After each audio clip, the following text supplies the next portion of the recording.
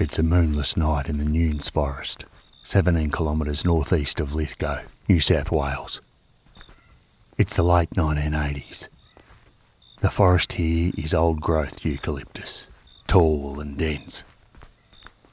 That distinctive smell of the Australian bush, the combination of new growth above you and decomposition in the soil beneath your feet. Tony Panicasio is a program director with the New South Wales Department of Sport and Recreation. He runs outdoor camps. He's led countless night walks. He knows the sounds of a possum hitting a branch, of a wallaby spooked and bounding away through the scrub. Tony knows this country. And tonight he has a group of primary school children in his care. And they're walking single file along a trail they walked earlier in daylight, without incident. And as they trudge along, he notices it. Something is moving through the forest beside them. It's not moving away from them, not moving toward them. It's moving with them, step for step, pace for pace, keeping time with the group as it moves through the dark. He stops the children. They all listen, and the sounds stop. They start walking again. And after a few seconds, sure enough, that faint rustle begins again, something very large stalking through the undergrowth with a deliberateness that no wallaby, no wombat, no feral pig has any reason to demonstrate. Whatever's out there is not fleeing, it's not curious. It seems to be tracking them. They get back to camp. He doesn't sleep particularly well that night. It's not the thinness of his sleeping bag, nor the giggling of the children in the tents next to him that keeps him awake. It's his mind, scanning for answers, fighting with logic that stops him from sleeping. In the morning, Tony walks back along the trail. He's looking for tracks, for scat, for some explanation that will let him file the experience under misidentification. Something that'll enable him to move on. But what he finds, instead, is a tree branch, 15 to 20 centimetres in diameter, snapped off 3 metres above the ground. Not fallen, not cut, snapped. The break is clean and the timber is fresh, 3 metres up. Exactly where he was hearing the sounds from last night. He takes a photograph, and he never takes primary school children on night walks in that forest again. Strewth.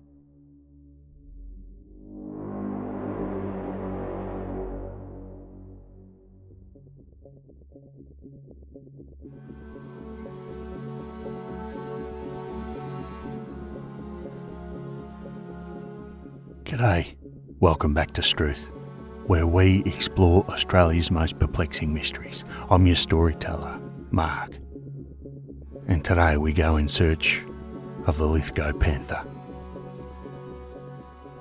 Lithgow sits at the top of the Blue Mountains, 140 kilometres west of Sydney, at an elevation of about 1,000 metres above sea level. The Great Dividing Range runs through it like a spine. To the east, the land drops away into the gorges and canyons of the Blue Mountains National Park.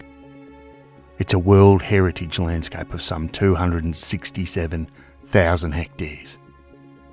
A place where sandstone escarpments fall sheer for hundreds of metres into valley floors that rarely see sunlight before mid-morning. The vegetation is dense, tangled. In places it's essentially impenetrable. Planes have gone down in that country and have taken days to locate, even with the black boxes intact.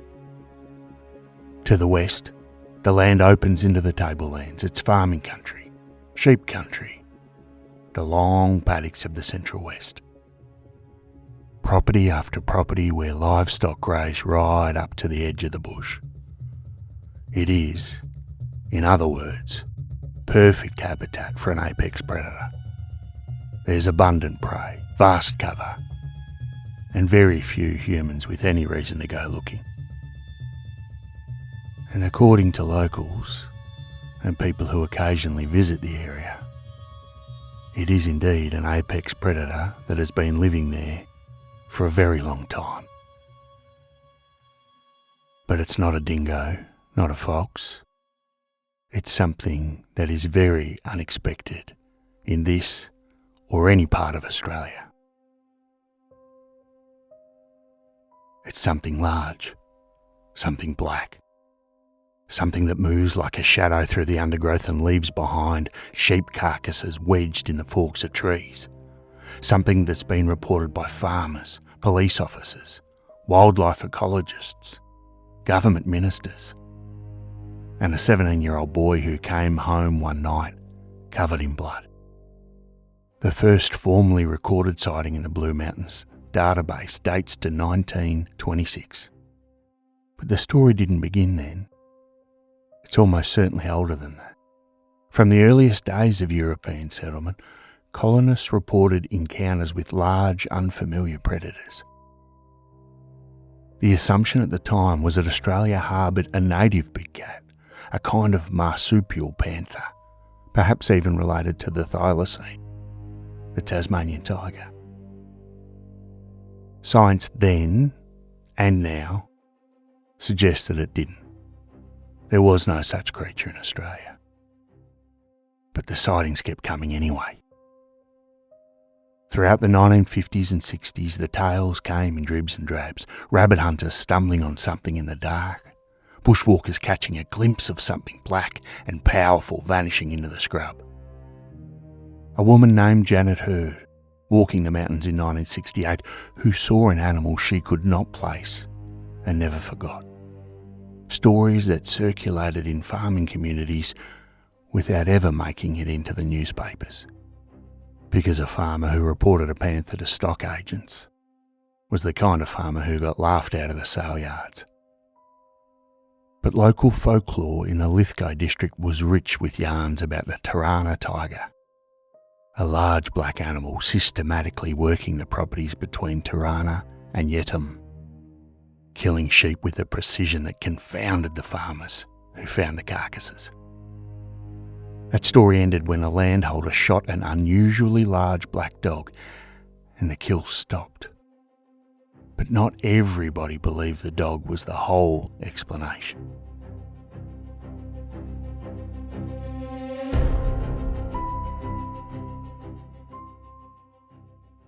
By the 1990s, the reports were accumulating into something that was difficult to ignore.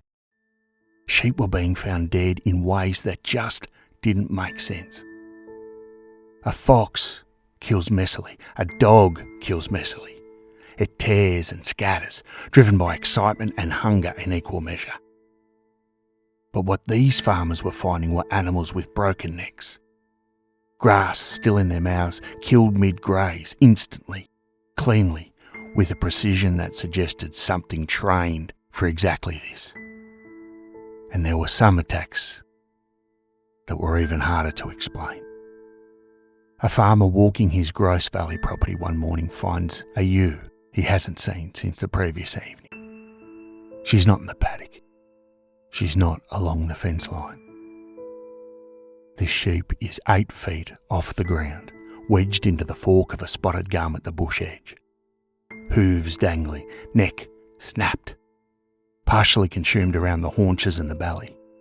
There are claw marks on the bark below the fork, deep ones, in parallel lines, as if something climbed with her weight across its shoulders. This is not Australian predator behaviour. No quoll, no wedge-tailed eagle, no feral dog has any reason or, importantly, any ability to carry a 60-kilogram animal into a tree. There is, however, one predator on Earth that does this routinely. The leopard caches its kills above the ground to protect them from lions, hyenas, and other scavengers. It can haul prey twice its own body weight straight up a vertical trunk. And then it comes back. Night after night, it comes back to feed until there's nothing left. The farmer calls the Department of Agriculture He's not laughed at exactly, but he's not believed either. And he's not the only one that's been making those types of phone calls.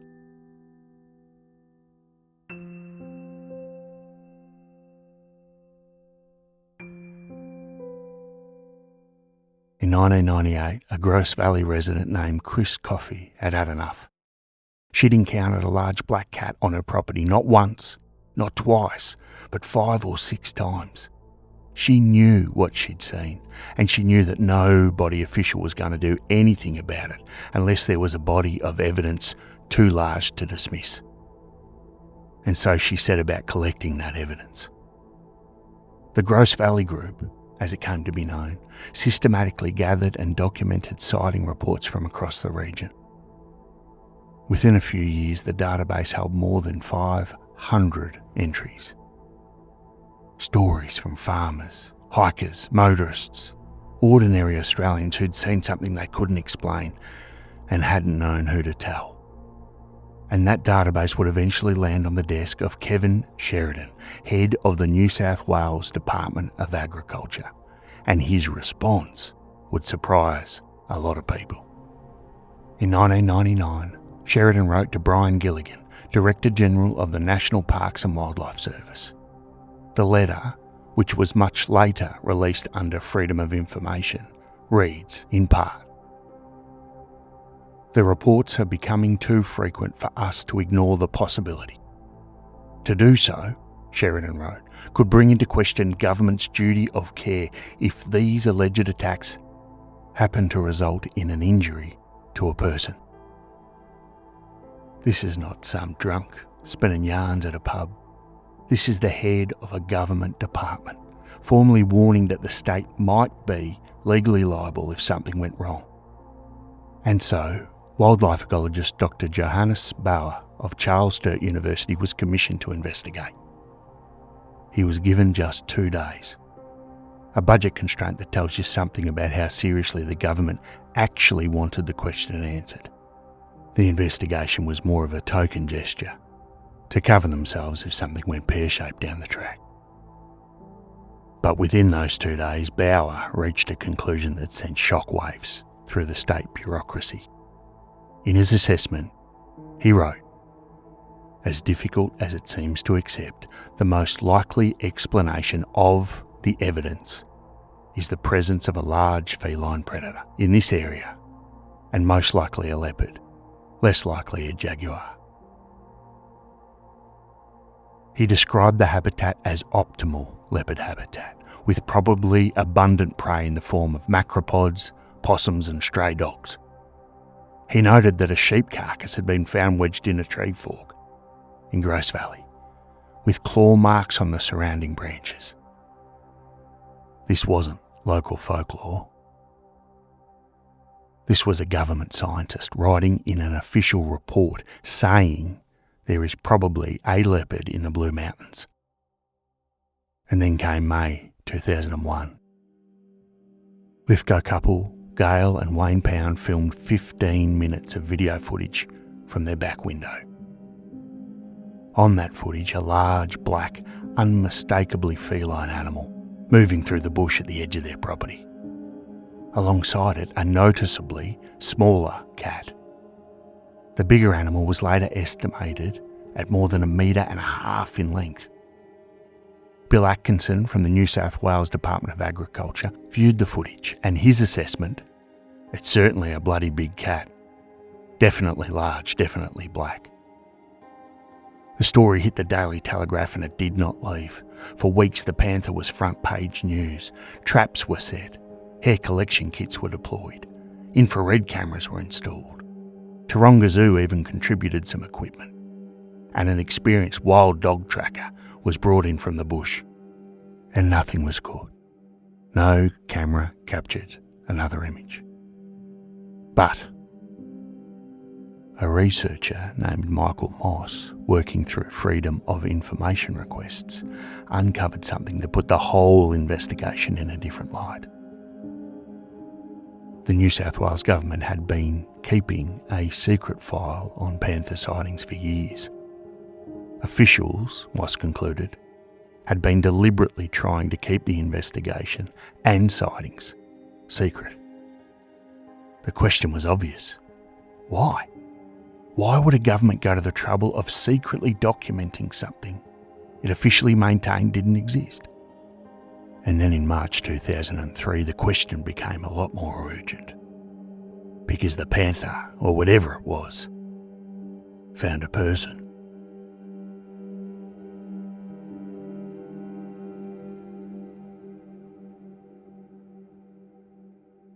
His name is Luke Walker.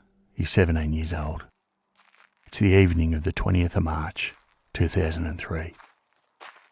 And he's walking back towards his family's house on a property in Kenthurst, on Sydney's rural urban fringe. The kind of place where the streetlights thin out and the paddocks begin, and the bush is just over the fence. It's around 8:30 at night. He's walked this path before many times. He's not thinking about the bush. He's not listening out for anything in particular. He's in the suburbs, for crying out loud. And then he hears it. A low growl behind him. He turns. 3 to 4 metres away, an animal is watching him. It's crouched low. It's jet black. In the dim light coming from the house windows, Luke can make out its shape. It's broad-shouldered, muscular, somewhere between the size of a large dog and something substantially bigger. His brain just has enough time to register all of this. This thing sitting 3 to 4 metres away from him, cat-like, watching him, before it makes its move. It covers the distance in a single bound. Luke Walker throws his arm up. Instinct, nothing more. And the animal's front claws drive into his forearm. Its back legs smash intentionally into his stomach. The weight of it is enormous. He can feel the heat of it, the muscle, the physicality of something built entirely for this moment. He can smell its breath. He punches it in the face and it lets go. It drops, turns, and vanishes back into the darkness. Luke stands alone in the paddock, shaking. It takes him a moment to understand what on earth has just happened. And then he looks down at his arm. He's bleeding heavily. His t-shirt is covered in blood. The deep lacerations to his right forearm take weeks to heal. Photographs taken 5 months later still show vivid, parallel scratch marks. The wounds become infected. He develops swollen lymph nodes, flu-like symptoms.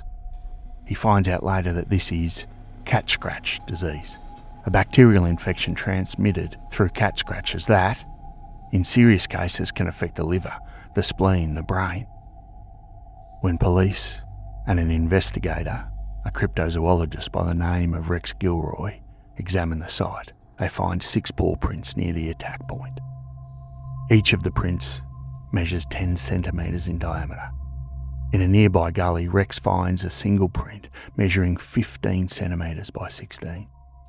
And just for some reference, a domestic cat's paw measures roughly 3.5 centimetres across. Luke Walker's father, Stuart, tells investigators something the family has been keeping to themselves. For approximately 2 years before the attack, they'd been aware of a large feline animal prowling the property. They'd seen it, but they hadn't reported it, because they just didn't know what to do with that type of information. After the attack, Hawkesbury Mayor Rex Stubbs calls an emergency community meeting. Over 130 witnesses in the Hawkesbury area alone come forward. The meeting is heated, frightened, and very angry. People want to know why the government has been sitting on evidence of this animal for years. They want to know what's being done. And so the New South Wales government quietly commissions its 3rd Panther inquiry.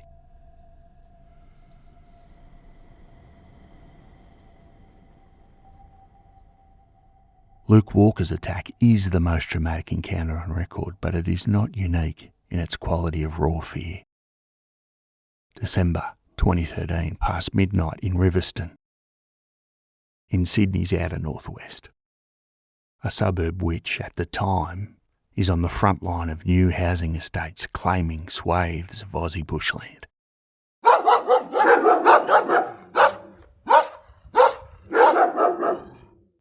A fella by the name of Peter Russell is woken by dogs. Not his, the neighbours'. These bloody dogs have woken him plenty of times before. The stupid things will go off at anything, a possum, a passing car. But the noise they're making this night is something lower, more urgent. They're panicked and the sound doesn't stop. So he gets up and goes outside. He moves towards the fence line in the dark. Following the noise, wishing he'd grabbed his phone, the flashlight would have provided him with some small level of comfort right about now.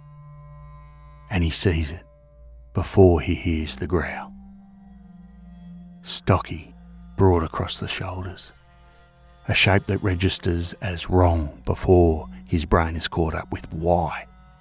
It's too low to the ground for a dog. It's too heavy, too still. It's standing at the edge of the property where the faint glow from the safety light at the back of his house dies. It's watching him. He estimates its height at somewhere between his knee and his hip. And then comes the sound. Low, continuous. A rumble that seems to come from somewhere deep inside that animal's chest. It's the kind of sound that you can feel as much as you can hear. And then it charges. Russell runs inside, the door's locked, his hands still violently shaking when he picks up the phone to call the police. And when investigators take his statement, he tells them that he was genuinely afraid for his life. He wasn't startled, he wasn't surprised, he was afraid. Investigators note, it's almost as a footnote, that the animal has been reported in this area at least 12 times in recent years. 12 times. Different witnesses. And not one official response.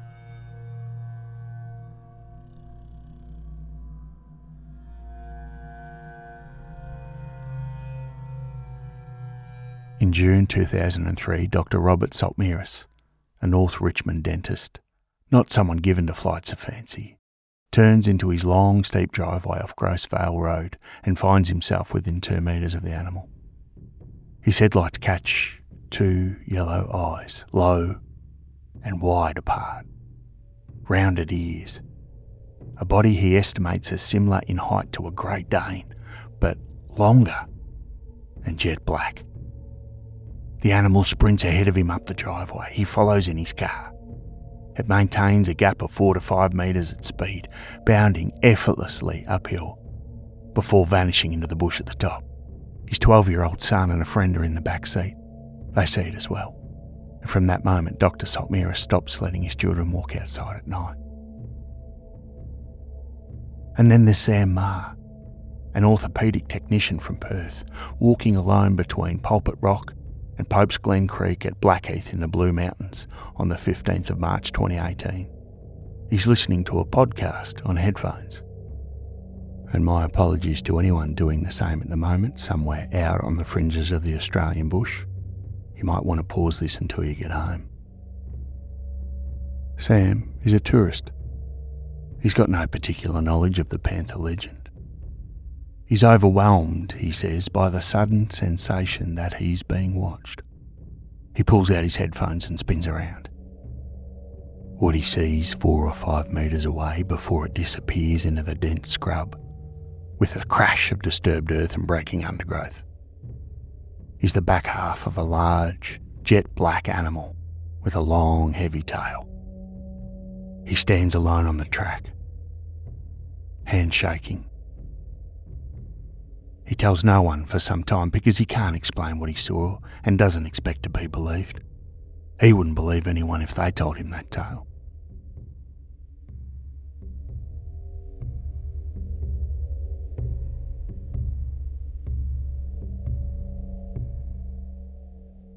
But not everyone who encounters the panther actually sees it. Some of them just find what's left behind. A farmer in the Goolgong district, who asked not to be named because he's still bitter about the time a Department of Agriculture officer laughed at him when he brought in an injured sheep, has seen the animal 4 times across 13 years. His sheep have been found dead with what he describes as 2 large puncture marks in the top of the skull and claw marks raking down from the top of the head to the nose. These aren't dog wounds, not fox wounds. He's seen those before plenty of times. This is from something precision engineered for killing large prey from above. He chased the animal in his ute at 60 kilometres an hour and could not keep pace with it. And his dogs couldn't either. In November 2011, at Bilpin, a pet alpaca named Jabiru was killed overnight. His owners were woken at 3 a.m. by their dog barking hysterically.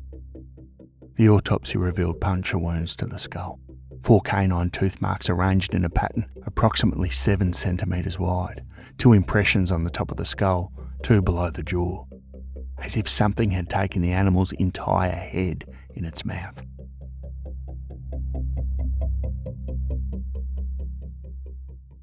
The Hawkesbury area ranger concluded it may have been killed by a large cat. Chris Coffey, who we mentioned before and had spent years collecting this type of evidence, put it simply: when a dog attacks, it's scattered. But when a big cat attacks, it's very clean. The physical evidence is substantial in volume and maddening in its inconclusiveness. Paw prints have been documented repeatedly. The most carefully measured were found at Bowen Mountain in November 2003 by Chris Daly, Hawkesbury City Council's chief engineer. They were 10 centimetres wide, 12 centimetres long, with a stride of approximately 80 to 90 centimetres. The print showed the rear foot placed over the front, a walking pattern characteristic of large felines. In 2025, a landscaper named Dan Stutters found enormous prints in Kenthurst, in ground so compacted that his own footsteps left no impression whatsoever. Those prints were deeply embedded, spaced 2 metres apart. By 2008, the New South Wales Department of Primary Industries had commissioned its 4th formal investigation into the panther question. 4 inquiries across 9 years, which tells you something in itself about how thoroughly the first 3 had settled the matter.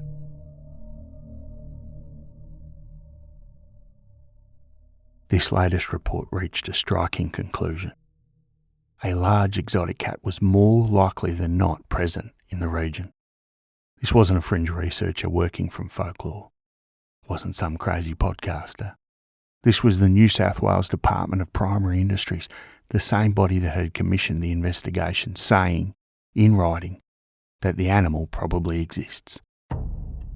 But, astonishingly, that conclusion was removed from the report before it was ever released to the public. The published version said instead that the presence of such an animal could not be discounted. It's a phrase that sounds similar but means something entirely different. One is a conclusive finding. The other, no more than a shrug of the shoulders. And then the DNA evidence complicated things further. Hair and scat samples collected across the sighting zone had been sent to laboratories for analysis. Between 2001 and 2003, the district veterinarian of the Moss Vale Rural Lands Protection Board had studied collected samples and concluded a big cat likely inhabited the region. When the Department of Primary Industries conducted its own comprehensive DNA testing as part of that same 2008 review, the results came back as a domestic dog, large feral cat, or native mammal. No exotic species were confirmed. So in summary, the scientists said probably yes, the DNA said probably no, and then the government quietly buried the probably yes. It's all very confusing. Bill Atkinson, the New South Wales Agriculture Officer who had gone on record confirming the pound video showed a large cat, was instructed not to speak on the subject. When researcher Michael Moss asked what had changed between the original report and the version the public received, nobody could give him a straight answer. No carcass has ever been recovered. No skull. No skeletal remains. Not in New South Wales. Not anywhere in Australia.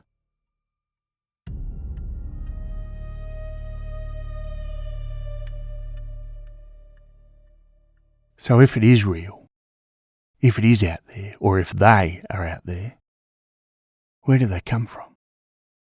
The theory that has lodged itself most firmly in the public imagination involves the Second World War. Hundreds of thousands of American troops were stationed in or passed through Australia between 1942 and 1945. The RAAF base in Richmond sits directly adjacent to the core Panther sighting zone in the Hawkesbury region.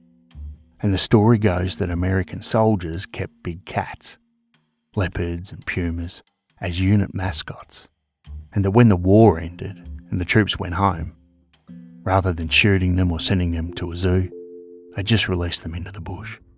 It's a compelling story, but it's almost certainly not the whole story, even if it is true, because sightings of large cats in this region predate the Second World War by decades, and also because the Australian Department of Defence has been emphatic that no archival evidence of such a mascot exists. More persuasive, perhaps, is the circus escape theory. In 1924, a puma and a jaguar escaped from Perry Brothers Circus when their railway carriage wall collapsed in Victoria. Documentary evidence confirmed individual big cats were also released by disgruntled circus employees on at least one occasion in New South Wales. And maybe the most intriguing and perhaps most fanciful theory relates to an African lion safari at Warragamba, which sits on the eastern fringe of the Blue Mountains. The safari operated from 1968 until the early 1990s. It housed lions, tigers, bears, and panthers.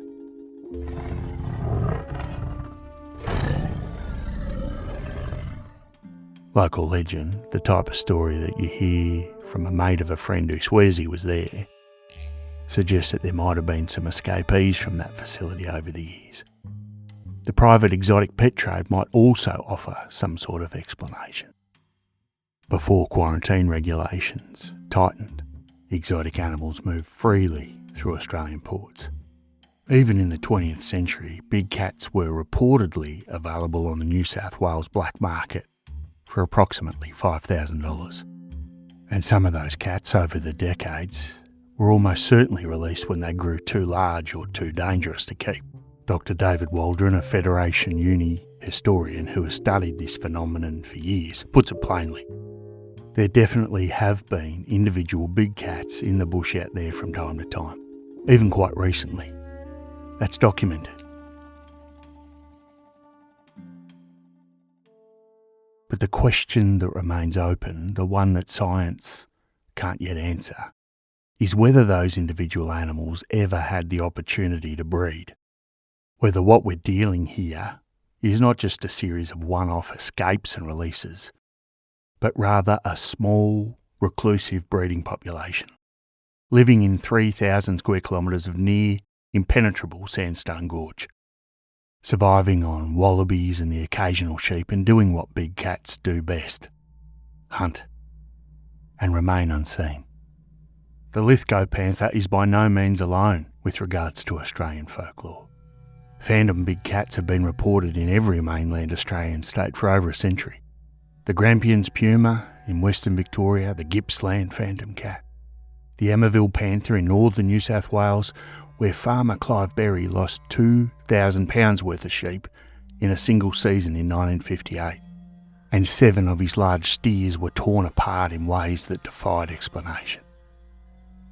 Approximately 85% of all of those reported animals are described as being jet black, and descriptions are relatively uniform across decades and state boundaries.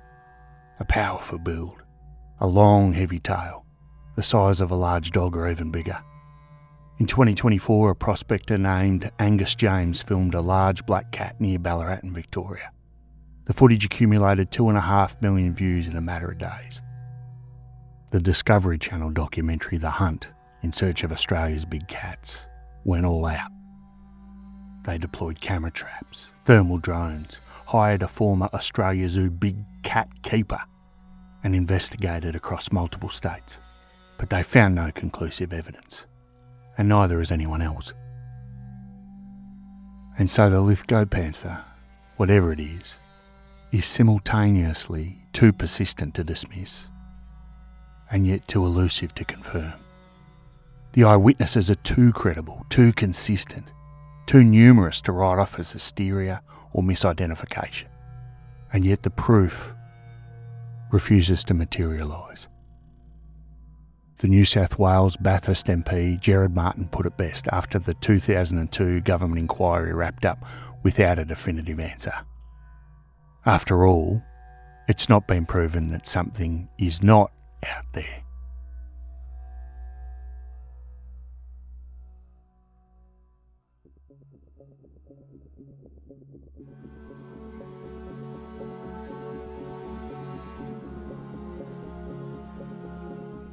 Something is moving in the Blue Mountains. It's been moving there for a long time. It breaks branches 3 metres above the ground and leaves sheep with snap necks and grass still between their teeth. It bounds across driveways in the beam of headlights with yellow eyes and rounded ears. It leaps from 3 metres away and puts a teenage boy in hospital. And every morning when the sun comes up over the sandstone ridge line and burns the mist out of the valleys below, it's gone again. Thanks for listening to another episode of Strewth. This was a request from a loyal listener named Trent. Thanks, Trent, for your request. And also a big thank you to everyone who's joined Strewth Premium so far. Listeners on Patreon get early access to our episodes 1 week early every week. And there's also one bonus episode each week that covers things like Strewth abroad, mysterious cases from all around the world, some listener tales, and some other craziness that I'm working on currently. As I said, follow the links below if you want to join us over on Strewth Premium. But if you can't and you'd still like to support the show, I really appreciate all the messages that I receive of people telling a friend. It means a lot to an independent podcaster. It's the best way for us to get the word out. Thanks again. I'll catch you next time.